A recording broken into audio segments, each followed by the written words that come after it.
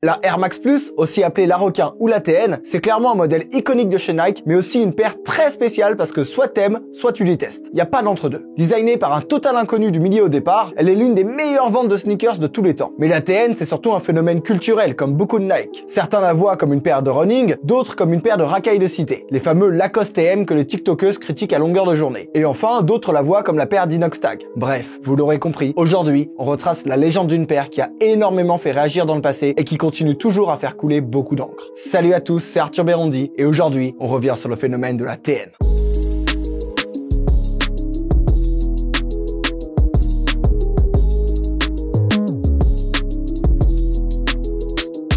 Notre histoire débute sur les plages de Floride en 1997. Sean McDowell, un jeune designer fraîchement diplômé, traînait sur ces plages pour réfléchir ou dessiner. Un soir, il regarde le ciel et aperçoit un coucher de soleil avec des couleurs bleues qui tournent au violet. Et devant celui-ci, des palmiers agités par le vent. Il s'est empressé de dessiner cette scène absolument incroyable qui se déroulait devant ses yeux. Et vous devez déjà vous demander pourquoi je vous parle de ça. Eh bien, sans le savoir, Sean était déjà en train de designer la TN avec ce dessin de coucher de soleil. C'est alors que, oh alors, comme c'est bizarre, Nike l'appelle car il remarque qu'il avait effectué des travaux très intéressant chez New Balance et aimerait qu'il travaille pour eux. À peine arrivé, Nike lui parle du projet Sky Air, sur lequel il bloque depuis un moment. En collaboration directe avec le célèbre retailer Foot Locker, le but de cette collaboration est d'introduire la technologie Tuned Air, une nouvelle technologie Air à travers un nouveau modèle. Mais Nike s'est vu refuser près de 15 propositions de modèles différents par ce retailer et donc, comme ils étaient désespérés, ils ont voulu tenter le coup avec ce jeune designer. Ils n'avaient plus rien à perdre et si ça passait, c'était un véritable coup de chance. Mais ce qu'ils ne savaient pas, c'est qu'au moment où Sean a entendu le mot Sky, il venait d'avoir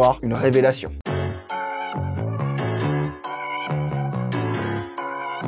Mais oui, bien sûr, le ciel! C'est ce qu'a dit Sean avant de courir en dehors des bureaux de Nike pour aller retrouver ses croquis de plage de Floride. Sean se mit alors à regarder ses dessins. Il avait fait un ciel bleu, un autre violet et avait aussi dessiné plusieurs sortes de palmiers. Certains plus techno, d'autres plus géométriques et d'autres plus réalistes. Il les combinera avec certains dessins de sneakers qu'il avait déjà fait tout en ajoutant sur la semelle une queue de baleine au creux de celle-ci. Car cette queue de baleine qui sort de l'eau symbolise en partie la Floride. Il mettra également des plaques réflectives en dessous et au-dessus de la chaussure pour que les voitures puissent mieux voir les runners. Étant un runner lui-même, il trouvait ça très utile. Et c'est ainsi que le premier croquis de la Air Max Plus était né. Sean s'empresse de retourner dans les bureaux de Nike et leur montre son travail. Et Nike s'est pas du tout emballé. Pourquoi? Car il est où le swoosh? C'est Nike, y a pas de swoosh, c'est quoi ce bordel? Bon, ils n'ont pas vraiment dit ça, mais en effet, il n'y avait pas de swoosh sur le premier croquis et c'était un vrai problème. Surtout pour un modèle de Air Max. Après, Sean McDowell était débutant et venait d'arriver. Il ne connaissait pas encore ses règles. Ils demanderont également que Sean place le logo TN, qui symbolise la nouvelle technologie de Nike composée de deux hémisphères opposés qui augmentent considérablement l'amorti. D'ailleurs, la technologie était si révolutionnaire qu'ils n'y toucheront pas avant 2006. Mais le swoosh et le logo TN n'étaient pas les seules choses qui posaient problème. En effet, jamais personne n'avait proposé un tel dégradé de couleur pour une paire de sneakers Nike et ça les gênait. Ils demanderont donc à Sean de rajouter le swoosh, ce qu'il fera avec plaisir même s'il est un peu modifié pour correspondre à la shape agressive de la paire. Ils lui demanderont également d'apposer le logo TN, qu'il mettra à l'arrière de la paire, et également d'opter pour des couleurs plus simples, ce qui par contre, il refusera catégoriquement.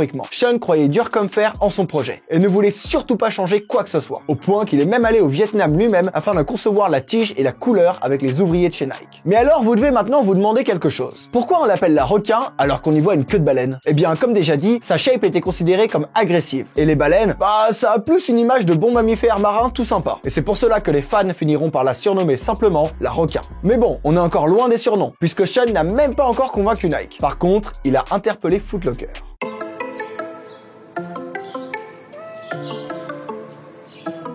Nike avait enfin un peu d'attention de la part de Foot Locker. Ils ont donc commencé à fabriquer des prototypes de la TN et les ont présentés à Foot Locker, qui était troublé, voire choqué par le design, mais dans le mauvais sens du terme. En la voyant, ils ont pensé qu'elle ferait peur aux clients, tellement elle était originale et impressionnante. Eux, tout comme Nike, misaient plus sur la Air Max 98, la Gundam, et on sait tous ce que ça a donné à l'époque. Mais finalement, après insistance de la part de Nike et surtout Sean McDowell, ils acceptent d'opter pour une expérience très curieuse. Ils vont prendre un prototype et le placer en exposition dans un de leurs magasins pour voir comment les gens allait réagir. Sean serait là pour observer si quelque chose se passait. Et il n'a pas été déçu. Après 5 ou 10 minutes, une dizaine d'adolescents demandaient aux vendeurs « C'est quoi ça? C'est incroyable! Comment je peux les avoir? Je les veux !» Et les vendeurs l'ont dit eux-mêmes. Ils n'ont jamais vécu ça de leur vie. D'abord parce que l'engouement était soudain et énorme, mais aussi parce que personne ne les avait briefés sur cette paire. Ils ne savaient ni son prix, ni sa provenance. On leur a juste demandé de la mettre en exposition. Sean, lui, était dans un coin du magasin et jubilé. Et on peut le comprendre, car ce n'était pas gagné. Comme dit auparavant, Nike misait sur la Air Max 98 98 Gundam et son designer de génie Sergio Lozano. Il ne s'attendait pas à un flop pour la 98 et un tel succès pour la TN Requin. Mais bon, vu l'effet produit, Nike a flairé le succès, un peu tard quand même, en produisant 3 coloris, le Sunset, le Night Sky et le Sunrise. Les 3 coloris ont eu un immense succès, surtout en Europe, et plus particulièrement en France. D'ailleurs, si vous ne le saviez pas, on considère la Air Max Plus comme la plus française des Air Max. Pourquoi? Bah c'est parce que c'est notre beau pays qui avons donné le surnom TN, en référence au petit logo à l'arrière de la chaussure, auquel Sean était plutôt réticent. Comme quoi, c'est toujours important d'écouter un commercial, même quand on est un artiste. Mais elle n'est pas considérée comme la plus française des Air Max juste pour ça. Non, un autre phénomène est entré dans la balance.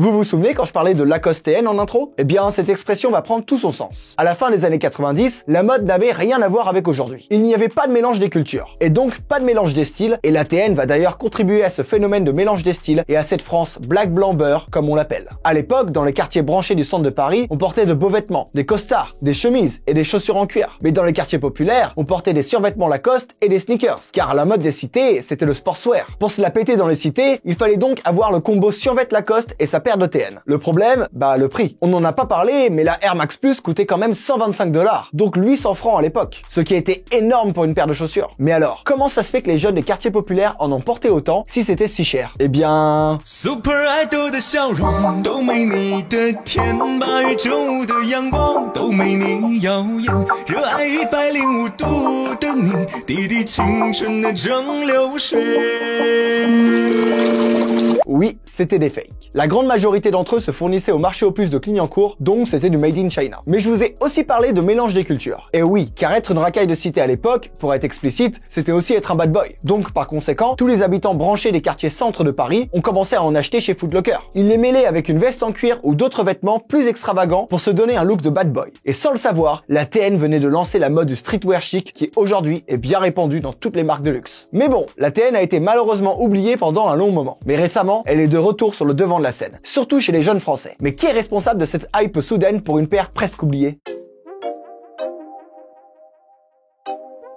Oui, vous ne rêvez pas. J'ai consacré une partie entière à cet artiste, mais il y a bien une raison évidente à cela. Inoxtag, si vous ne connaissez pas, enfin je parle surtout à ma communauté 25-30 ans, c'est un youtubeur et influenceur à succès qui fait beaucoup de contenu de divertissement. Mais ce qui nous intéresse le plus avec lui, c'est le fait que sa sneaker préférée soit la TN. Non seulement le fait qu'il l'ait porté dans plusieurs vidéos a fait remonter en popularité la paire, mais le jour où il a dit que la TN était sa paire préférée et qu'en plus de ça, il achetait des modèles en édition limitée en direct dans ses vidéos, les prix des TN ont explosé. Que ce soit pour la Atlanta ou la Emerald, qui sont déjà des TN super rares de base, il était quasiment impossible de trouver sa paire à un prix de resell pas trop élevé après son passage. Et on en vient à un constat. Le milieu de l'influence est un milieu super bénéfique pour la sneaker. La sneaker, à travers l'histoire, a beaucoup influencé, faisant partie de beaucoup de cultures différentes. Les sneakers étaient le symbole d'une culture comme la TN aujourd'hui est le symbole des jeunes fans de sneakers et d'Inoxtag. Et aujourd'hui, ce milieu d'influence peut être bénéfique à n'importe quelle paire. Imaginez si du jour au lendemain, Squeezie disait qu'il ne portait que des pumas suèdes. Ça pourrait carrément relancer une marque. Bon, les marques ne m'ont pas attendu pour ça. Mais je trouve qu'il devrait plus utiliser ce concept. Aller voir l'influenceur, lui demander quelle est sa paire préférée de leur marque et lui demander d'en parler dans ses vidéos. Et ce n'est clairement pas pareil que lui demander de parler d'une paire qu'il leur impose, puisque la passion et l'honnêteté se feront directement ressentir. La pub paraîtra beaucoup plus naturelle et moins forcée. Mais bon, encore une fois, c'est une analyse personnelle. Dites-moi ce que vous en pensez en commentaire. Pour finir, et pour revenir à la TN, elle n'était pas censée être le modèle révolutionnaire de 1998. Et pourtant, elle l'est devenue. En même temps, on peut comprendre la surprise de Nike, car son designer n'était pas très expérimenté. Mais c'est justement cette fraîcheur et cette nouveauté qui en a fait un énorme succès. Elle est à la fois spéciale et originale. C'est la fougue de Sean McDowell qui n'était pas effrayé par le fait de prendre des risques qui a donné naissance à cette merveille. Et cette paire restera à jamais dans le cœur des sneakers addicts.